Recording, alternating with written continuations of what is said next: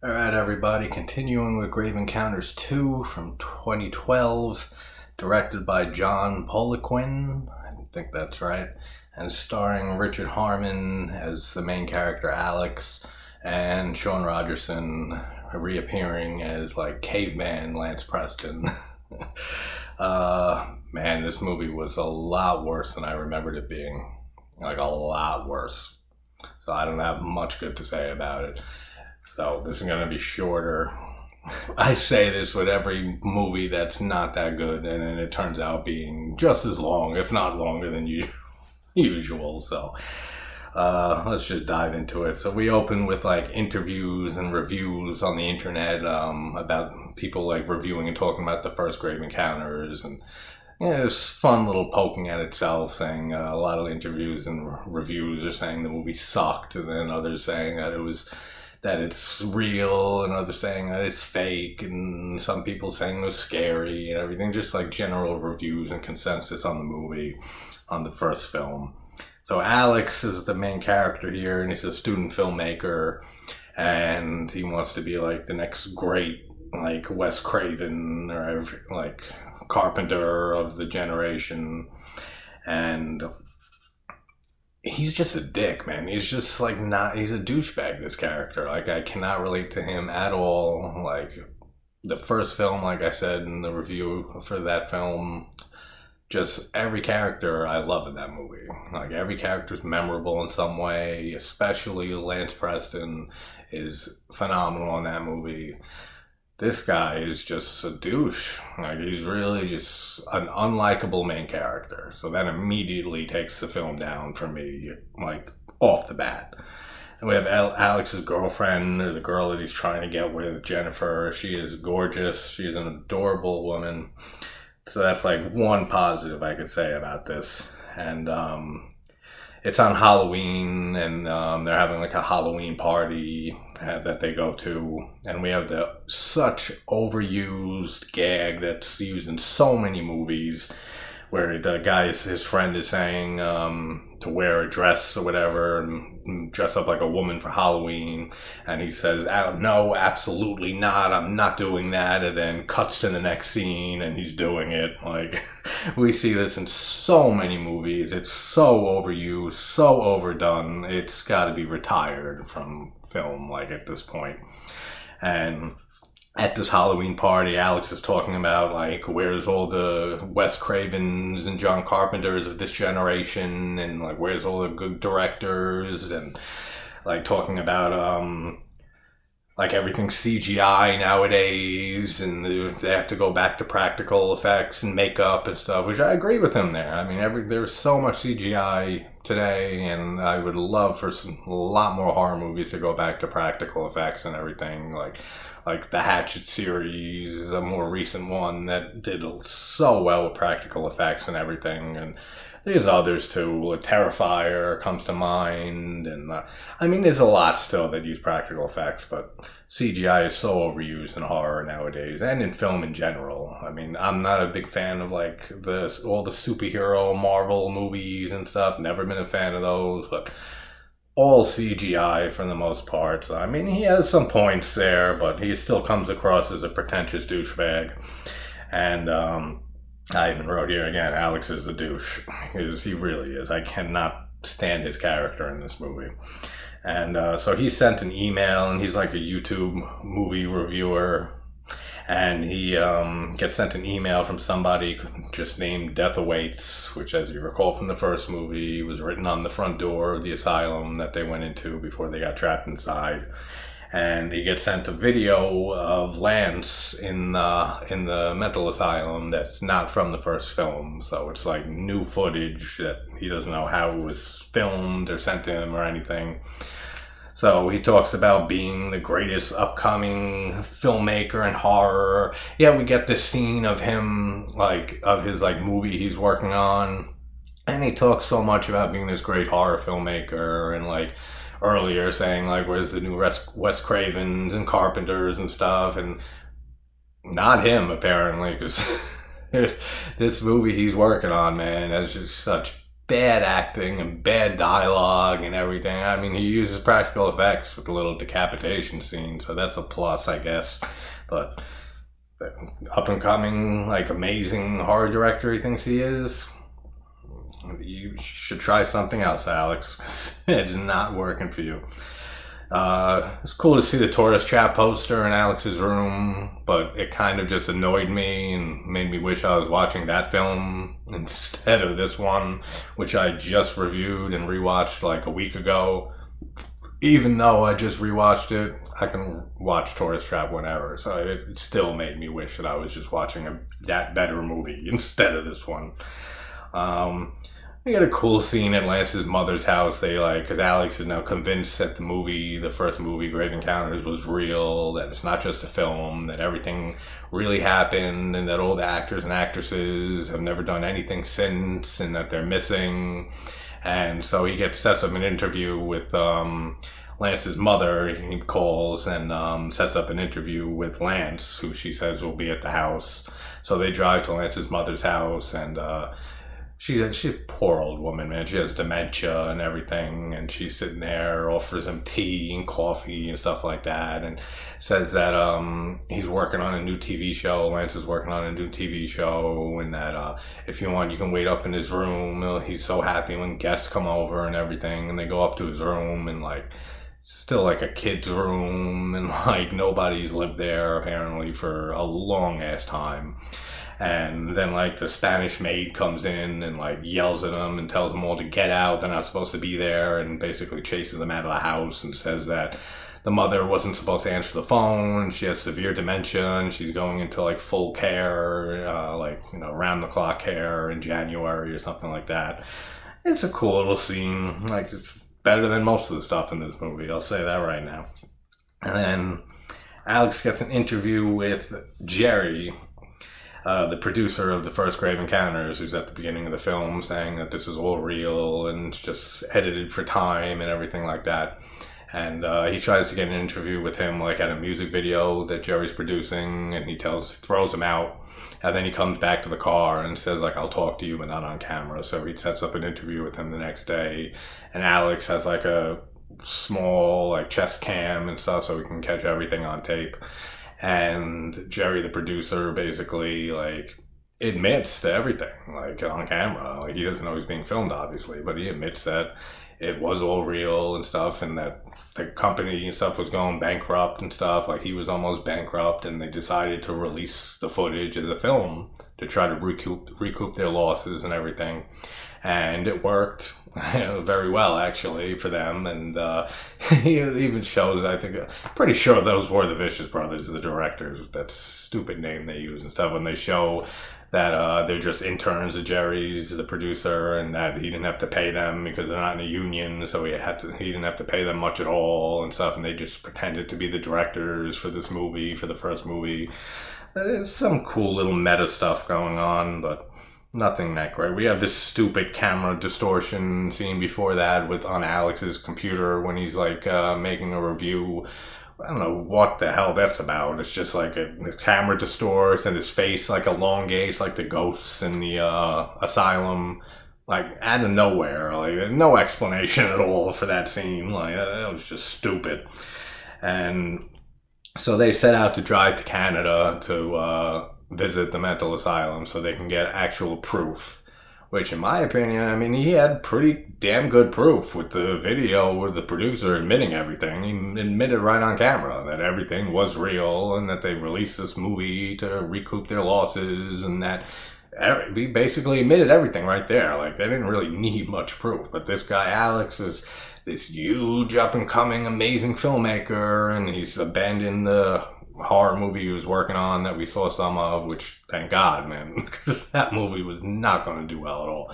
And ends up saying to his crew and friends and stuff, and saying, we're going to go to Canada to the asylum where the death awaits the guy who emails him and stuff, said to meet them. And so they go off on their little road trip to Canada. And who uses real maps? And this takes in 2011, this takes place. Still, who used real actual maps anymore in 2011? Like, GPS was widely available. And they even say later on when they get into the asylum and stuff, and she's saying all like the backup plans they have and everything. She says they have like a military grade GPS, so like they can't get lost in there.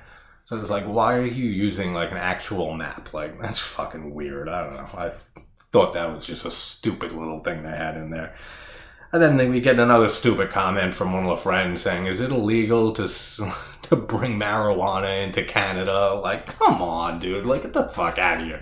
What type of stupid question is that? Who doesn't know that it's illegal to bring illegal substances? I mean, it's legal in a lot of states now. Here in New York, it's legal now, which is awesome. But who doesn't know back in 2011 when you can't bring illegal substances over the Canadian border or any border? Like, that stupid question that was. And then when they get on the property and they get immediately like pulled over by the security rent-a-cop fucking security guard, and he's arguing with them saying you can't film here. And what security guard jumps through a car window to steal somebody's camera to take the film out of it? Like, get the fuck out of here. That's so stupid. The asylum setting, still awesome. You know, still creepy, still unsettling, still a really cool setting, like I said, but the atmosphere in this movie is nowhere near the first movie. Like I said in the review for the first one, I said the atmosphere was top notch in that movie. And just the pacing of it and the way that it goes from their fake TV show into reality of it actually being haunted and everything. The atmosphere was amazing in the first film. And man, I honestly don't remember this movie, the sequel, being that bad. Like, as bad as it is on this rewatch. Like, it's been years since I watched the sequel. Like, would it come out in 2012? So it has to be at least 5-6 years since I've seen the sequel. And I remember not caring for it at all. But it was a lot worse on this rewatch, man. Let me tell you, it was hard to get through. And the glow sticks was a good idea. Like when Jennifer was saying all the backup plans with the GPS and stuff, she said they have glow sticks that they're going to crack open and leave on the floor as they're walking through the place so that they can't get lost. A neat little idea, but I mean, if they've seen the first movie and stuff, that's another thing. And I say this in a lot of reviews about a lot of movies where, like, why would somebody or a group of people go back into some place that they know already, like the Hell House LLC movies and stuff? They know in this movie, the whole premise of this movie is that Alex believes that the first movie is real. And that all those actors and actresses, the actress and stuff in the movie are dead. Or missing at the very least, and that he wants to set off to prove that this is real. So if he believes it's real, and everything that he's seen in the first movie, who in their fucking in their right minds would go into this asylum? Like, come on.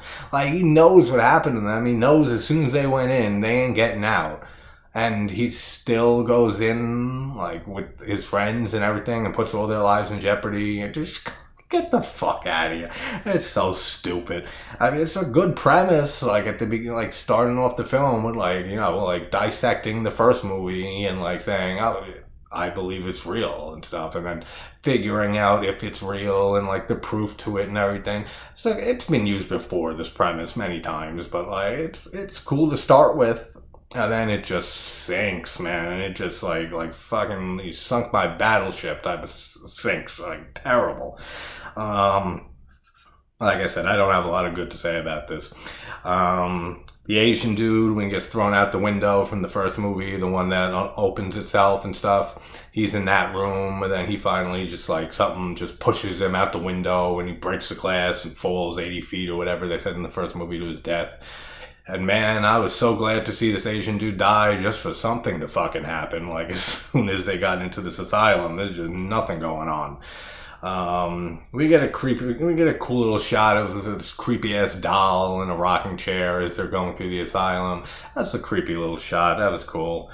We got more CGI ghosts, which I said in the first film didn't really need them at all. Like, just the whole premise of reality distorting and time distorting and just everything changing around them and stuff was great enough on its own. And like the ghosts and stuff were just a nice little added bonus. They still look not that great. I mean, CGI and everything, and the faces elongating and stuff. And then there's that big fucking like 9-foot fucking ghost creature and stuff that breaks through the window and starts chasing them. Like, how is that even? What ghost is that? Like, whose ghost is like an 8-9 foot tall, deformed, like crazy fucking looking monster like that? That makes no sense either. Like, this whole thing is supposed to be a haunted asylum of the patients that are in there and that were in there all these years and everything, decades spent in there. So whose ghost is this that looks like that? Like, that makes no sense either. It's just like a stupid thing they threw in just to try to make it scarier than the first one and trying to make the ghost look creepier, and it just comes off stupid. It really does. We get a cool long shot of the hallway and stuff, which I said, the setting is still awesome. Like, even in this terrible movie. In the sequel, but like, it's still a great setting. I absolutely love this mental asylum, and we get this long shot of the hallway and stuff, which looks really cool. Then like the doors start coming off the hinges all at the same time, like Titanic style, and it's sinking and all the water's busting the doors open. Like, putting that, it made me think of that. That's a cool shot. And then we have the security guard being electrocuted to death on the table. It looked like an ECT machine or something like that, electroconvulsive therapy machine, but I wasn't paying attention enough to notice if it really was. All I saw was him getting electrocuted and then burst into flames. It's a decent scene. And then Lance Preston returns, which, thank God, man. It was good to see him just to save this film a little bit. And he's been there for 9 or 10 years, man. He's writing on the wall, like keeping track of time. He thinks he's only been there for like 9 months, and like Alex tells him, he's like, no, you've been here for 9 years, man. Can you imagine being all alone in a haunted mental asylum after being lobotomized in the end of the first movie, and being in there for 9 fucking years, a decade almost? Think of how old you are right now. I'm 33. I look back 10 years, 23 years old. All that time, 10 years of my life, but being spent in a mental asylum that's haunted. Dude, that is fucked up. That's a fate worse than death, man. Like, the rest of the crew from the first movie, they got off easy. Because, man, spending 10 years in there, and you could see how fucking insane he is. But still, like, they give him, like, scissors and stuff, which I would never give a pair of scissors or any type of thing that can be used as a weapon to this person who's been crazy and lobotomized in this mental asylum for a fucking decade. And yet he, like, cuts his hair a little bit and, like, gets rid of the caveman look. But he's still with it, which kind of goes against the whole lobotomy thing. Like, he's still, like, completely with it, like, at certain points in the movie. Like, he knows what he's talking about. Like, at first he doesn't remember anything and stuff, and they're showing him, like, clips from the first movie of him, like, saying, I'm Lance Preston with Grave Encounters and everything, and he even sees Sasha on there, and he's like, Sasha, and so, like, he's a complete fucking Looney Tune, and then, like, he completely pulls himself together, and he's acting like a semi-normal person for the rest of the movie, which is just ridiculous. And there's this, yeah, I said, like, Lance's performance, like, Rogerson's performance saves this film, like, from being completely terrible. Like, it's a bad movie, man. Like, I'll be straight up. It's a bad sequel. Like, it is a very bad sequel. But is it terrible? No. Is it, like, abysmal? No, absolutely not. But it's bad, man. Like, much worse, like I said, than I remember it ever being. And there's, like, this red door that's, like, chained up, and it's just a freestanding door, so it's just, like, the door, and you would walk through it just to the other side, and there's nothing there. It's just a freestanding door. And, like, Lance has been trying to figure out the mystery of this door. It's the only door in the asylum he hasn't been through, so he thinks that's the way out. And he's trying to figure out how to open this door. Then he finally, he kills one of the like two of the people are already dead. The Asian dude fall out the window, and some other chick, I don't remember, she's dead. That's all that matters. And he ends up opening the red door, like he steals bolt cutters from like their tools and stuff, opens the red door and just walks right through to the other side in the same room. And he's like falling apart and said like, I did everything I told you, and like he killed one of the other friends and stuff, like just bashing him with like a pipe or something like that. And he's like, I did everything you said, like to the building and stuff, because the building's like its own entity. And like, I'm supposed to be able to leave, like what the hell, and flipping out. I mean, I don't blame him. In a decade you're in this place and you just do anything to get the fuck out of here. And then after the red door don't work, he's told, it's like this writing appears on the wall that says finish the film. So his main goal here now is to finish the film.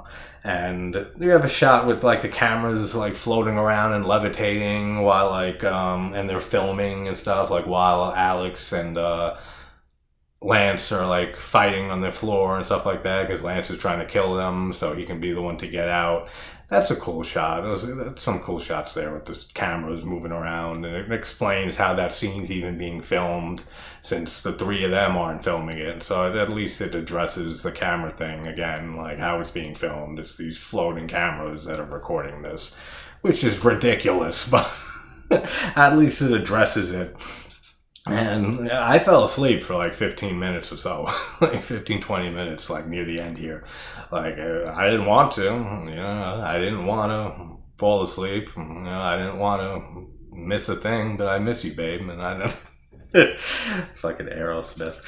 Like Alex kills Jennifer, which is one of the only cool scenes in this movie. Like he goes crazy and he's like, I'm the one who's getting out of here. And he's saying how Jennifer always wanted like an epic death scene in his original horror movie.